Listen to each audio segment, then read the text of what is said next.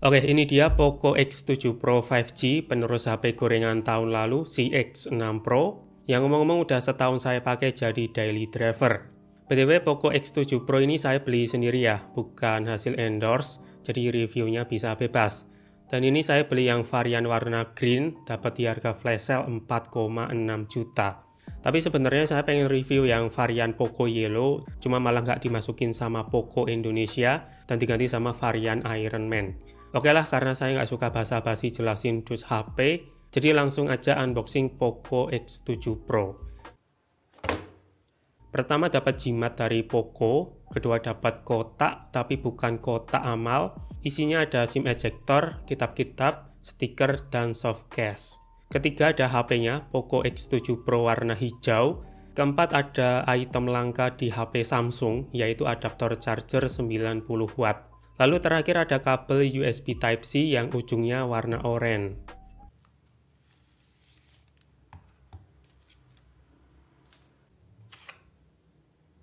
Oke, ini dia Poco X7 Pro. Untuk impresi pertama, walau baterainya ini tuh gede, 6000 mAh, tapi bobotnya masih lumayan ringan. Terus warna hijaunya ini tuh sedikit beda sama hijaunya Poco F6. Tapi untuk finishing dia sama-sama matte. Bedanya di X7 Pro ini tuh sayangnya masih ninggalin bekas sidik jari. Tapi setidaknya masih lebih samar ketimbang varian warna hitam yang pakai finishing plastik glossy. Lalu untuk desain, saya pribadi lebih suka di X7 Pro ketimbang X6 Pro karena kelihatan lebih simple, udah nggak pakai trademarknya Poco yang biasanya pakai bar hitam. Nah, soal build quality, materialnya masih full plastik, bahkan varian Iron Man yang harganya lebih mahal juga masih berbahan plastik. Tapi untuk level kesolidan frame, rasa-rasanya udah sedikit lebih baik daripada X6 Pro yang dikatain HP kerupuk. Cuma untuk back cover X7 Pro ini tuh masih kerasa kopong, terutama bagian atas dan bawahnya ini. Malah masih lebih padat back cover Poco X6 Pro dan F6. Apa mungkin karena kapasitas baterai versi global itu lebih kecil daripada versi India ya? Jadi kalau dibandingin HP 4 jutaan dari brand lain, build quality Poco X7 Pro ini tuh masih kalah. Karena bagian ini tuh yang dikorbanin biar harganya murah. Ya, build quality-nya ini biasa-biasa aja sih, udah standar oke. Sisanya itu tergantung pemakaian masing-masing. Setidaknya buat IP rating ini tuh udah di-upgrade jadi IP68. Oke, sekarang sisi kanan ada tombol volume dan tombol power. Untuk feel-nya udah clicky, udah cukup empuk buat dipencetin, dan nggak begitu oblak sih. Terus atas ada stereo speaker, infrared blaster, dan mikrofon. Kiri polosan aja, lalu bawah ada slot dual SIM only, mikrofon, port Type-C 2.0, dan speaker utama. Oh ya, kalau kalian itu nanya udah support eSIM atau belum, jawabannya belum. Kemudian belakang ada modul dual kamera 50 megapiksel dan ultrawide 8 megapiksel plus LED flash di sini. Jadi sekarang udah nggak pakai kamera gak guna lagi atau kamera gimmick. Berikutnya bagian depan ada layar AMOLED 1,5K dan ini tuh ternyata udah kepasang screen protector bawaan. Nah, kalau untuk bezel sebenarnya udah sangat tipis, cuma setelah dijajarin sama Poco X6 Pro, kelihatan bezel di X7 Pro ini tuh sedikit lebih tebal. Ya nggak masalah sih, nggak berasa juga kalau nggak benar-benar diperhatiin. Oke, mumpung di halaman setting awal, ini mau saya setting-setting dulu, sekalian tes benchmark dan install beberapa game berat. Jadi kita ketemu setelah selesai saya setup. A few moments later. Ketemu lagi, dan ini dia Poco X7 Pro setelah saya oplos. Di sini saya pakai tema breaking_v6 dan untuk ikonnya pakai Dream UI. Tapi kalau buat wallpaper ini seperti biasa link downloadnya ada di deskripsi. Oke, pertama saya mau tes performa fingerprintnya dulu yang ada di dalam layar. Overall buat scanningnya ini udah berasa sangat cepat, nggak ada masalah delay, jadi udah nice lah. Lanjut ke spesifikasi Poco X7 Pro, chipsetnya pakai MediaTek Dimensity 8400 Ultra 3,25 GHz, fabrikasi 4 nanometer TSMC, dan GPU Mali G720 MC7 1300 MHz. Jadi ini SoC mid-range terbaru yang arsitekturnya pakai big core semua, Cortex A725, dan dia secara raw performa kurang lebih bisa bersaing sama Snapdragon 8 Gen 2, 8S Gen 3, dan Exynos 2400. Karena secara benchmark, skornya itu nggak beda jauh, cuma beda racikan aja. Jadi apakah kalian itu masih nganggep chipset MediaTek itu jelek? Kalau iya mungkin kalender kalian masih tahun 2015. Oke, terus untuk kapasitas RAM 12GB LPDDR5X, storage-nya 512 GB UFS 4.0. Terus kapasitas baterainya 6000 mAh yang pakai teknologi silikon karbon dan dikombo sama fast charging 90 Watt. Jadi sektor baterai ini upgrade-nya paling berasa ya, walaupun nggak segede versi India yang di 6550 mAh. Paling kurangnya itu di Poco X7 Pro ini belum support yang namanya bypass charging. Cuma ada limit charging aja di 80%. Dan sekarang juga ada fitur yang biasanya bikin user iPhone overthinking, yaitu battery health. Oke, sekarang ke benchmark Poco X7 Pro. Di Antutu 10 dapat 1,6 juta lebih sedikit. Kalau dibandingin Dimensity 8300 di Poco X6 Pro, bedanya itu sangat jauh, kisaran 300 ribuan. Terus di storage test ini dapat 200.000 lebih, jadi ini motor e-racking lewat. Jadi ini real UFS 4.0. Terus di Geekbench 6, single core dapat 1500-an poin, multicore dapat 6200-an poin. Kalau dibandingin Dimensity 8300 di X6 Pro, single core-nya itu nggak beda jauh, yang jauh itu multicore-nya beda sampai 2000-an poin. Karena seperti yang tadi saya bilang, Dimensity 8400 ini tuh pakai arsitektur big core semua, Cortex A725. Kemudian untuk CPU throttling test tanpa mode performa dapat stability 76%. Sedangkan di mode performa dapat stability 82%. Dan pas ngetes tadi, suhunya itu panas banget, kisaran 50 derajat Celcius. Tapi secara skor jelas lebih tinggi di 8400. Lalu ke bagian sensor box, sensor yang penting-penting udah ada semua, NFC ada, tapi sayangnya belum bisa duplikat kartu. Infrared blaster juga punya ya, karena ini tuh HP Poco, dan untuk gyroscope ini tuh udah pastinya gyroscope hardware. Kemudian untuk cooling system, dia pakai vapor chamber seluas 5000 mm persegi. Dan pas launching kemarin, Poco X7 Pro ini tuh diklaim suhu maksimalnya cuma 37 derajat Celcius. Cuma nanti bakal saya tes ya, apakah klaimnya itu real atau cuma sekedar marketing aja. Oke, berikutnya bahas layar Poco X7 Pro, panel AMOLED, size 6,67 inci, resolusi 1,5K, kerapatan pixel 446 ppi, refresh rate 120 Hz, touch sampling rate 480 Hz di mode game, kalau di mode biasa itu 240 Hz.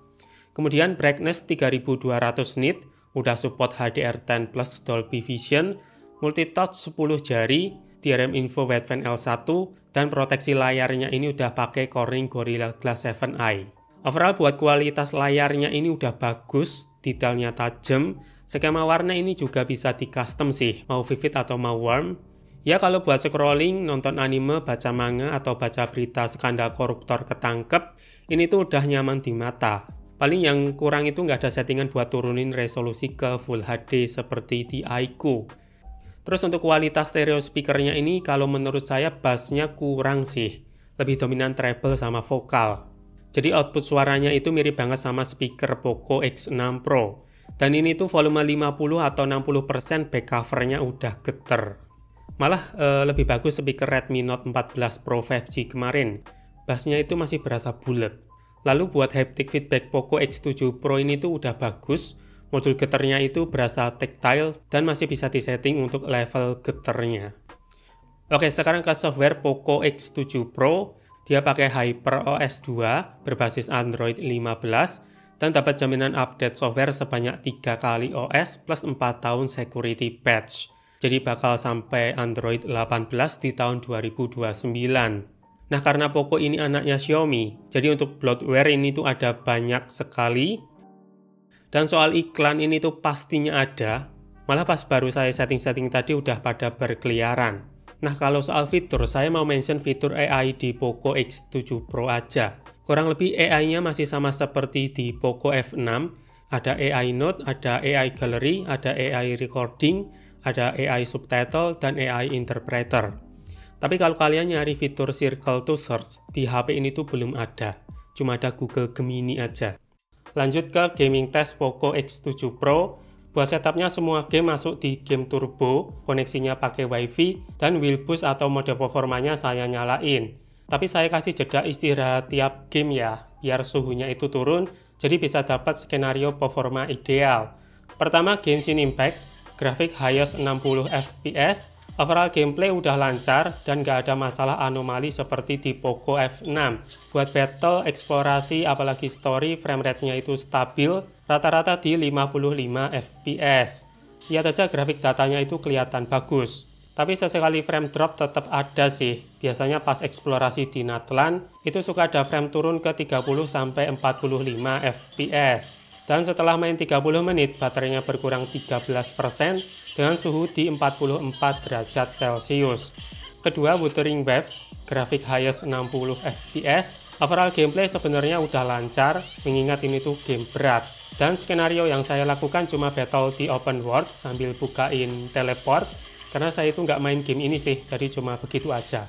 Tapi masalahnya, baru main beberapa menit, udah di limit ke 45 fps, dan makin lama malah makin di limit ke 30 fps.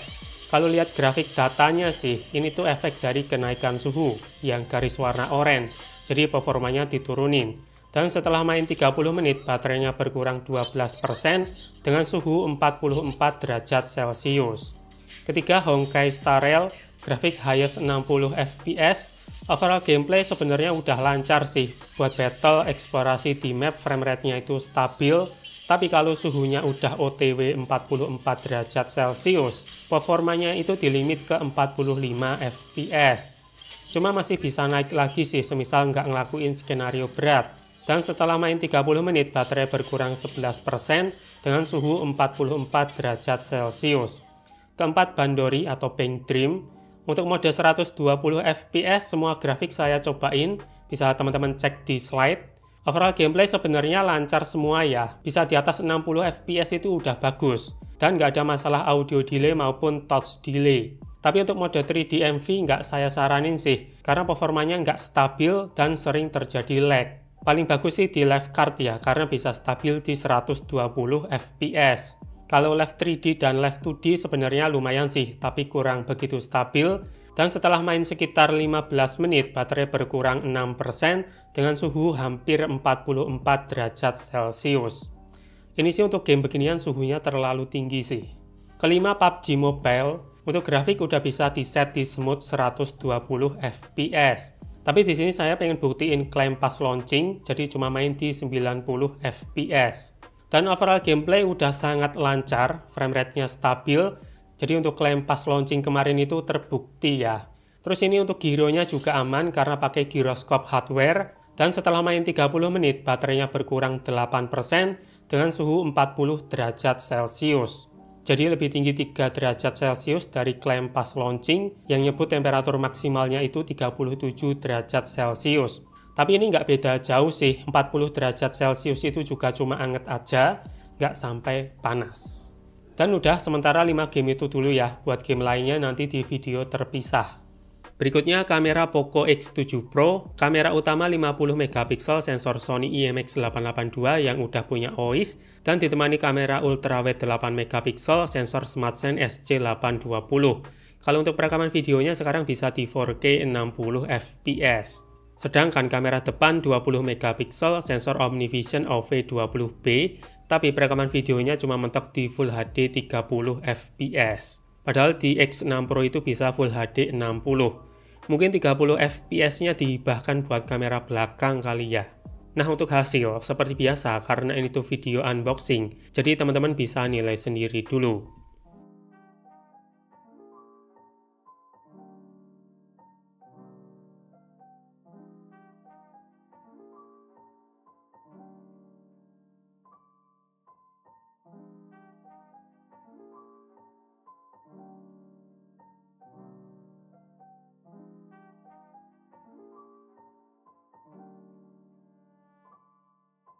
Oke, tes perekaman video dari Poco X7 Pro, resolusi 4K 30 fps.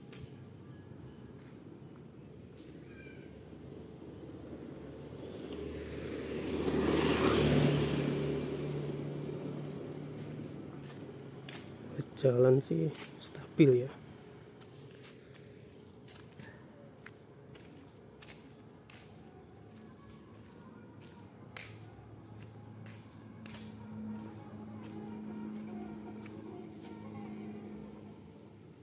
tapi ini nggak bisa pindah-pindah lensa, cuma bisa zoom pakai lensa utama.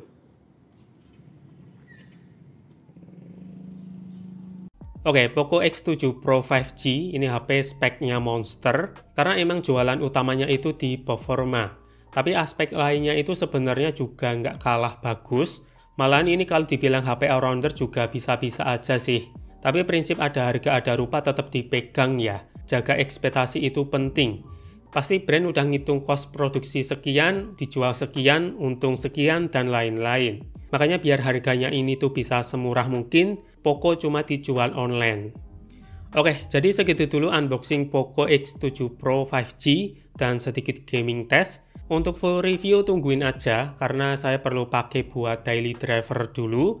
Jadi sampai jumpa di video gadget berikutnya, dan mata Asita.